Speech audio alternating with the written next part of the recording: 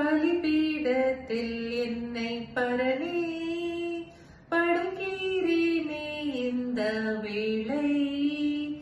அடியேனை திரு சித்தம் போல ஆண்டு நடத்திடுவீர். அடியேனை திரு சித்தம் போல ஆண்டு நடத்திடுவீர்.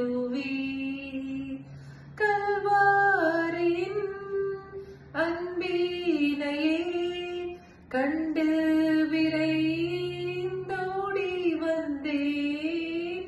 கல்வாரியின் அன்பினையே கண்டு விரைந்தோடி வந்தேன்.